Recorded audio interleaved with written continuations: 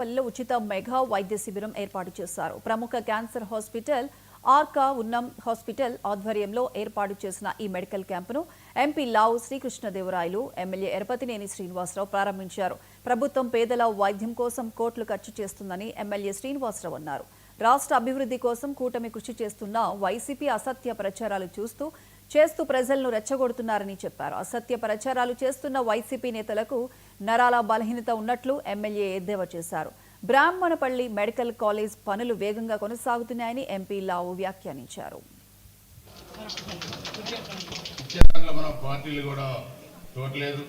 ఎవరైతే పేద ప్రజలు ఉన్నారో నరాల బలహీనత కూడా ఉంది, టెస్ట్ కూడా ఉంది.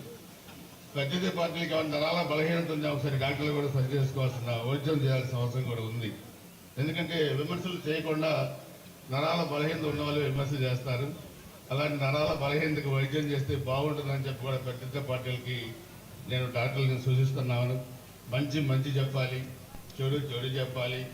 ఏమన్నా ఉంటే సవరణ చేసుకోవడానికి సలహా ఇవ్వాలి తప్పితే నోటికి ఏది పడితే అది మాట్లాడడం మంచిది కాదని చెప్పి కూడా నేను తెలియజేసుకుంటూ, ఈ హై స్కూల్ ఎంతో చారిత్రాత్మక ప్రాధాన్యత సంతరించుకున్న హై స్కూల్. దీంట్లోనే మనం గంగా కృష్ణమూర్తి గారు కూడా ఇక్కడే చదువుకున్నారు. గతంలో మనం ఇక్కడ మీటింగ్ వచ్చినప్పుడు కూడా క్లాస్ రూమ్స్ కావాలని అడిగారు. ఇప్పుడు 70 లక్షల రూపాయలతోని రూములు పూర్తి చేసుకున్నాం. 14-19 మధ్య కూడా అప్పుడు కూడా దాదాపు 2 కోట్ల రూపాయలతో అప్పుడు రూములు ఇచ్చాం. సో ఇవన్నీ కూడా మనం అభివృద్ధికి మనం పునాది ఈరోజు మన ప్రభుత్వం. సో ఇవన్నీ కూడా మనం ఈ పల్నాడు ప్రాంతం అభివృద్ధి కూడా ఎంపీ గారు, అదే కృష్ణదేవరాయలు గారు, కృష్ణమూర్తి గారు, నేను అందరం కూడా కలిసికట్టుగా ముందుకు వెళ్ళాలి రాజకీయాలకు అతీతంగా అని చెప్పి కూడా తెలియజేసుకుంటూ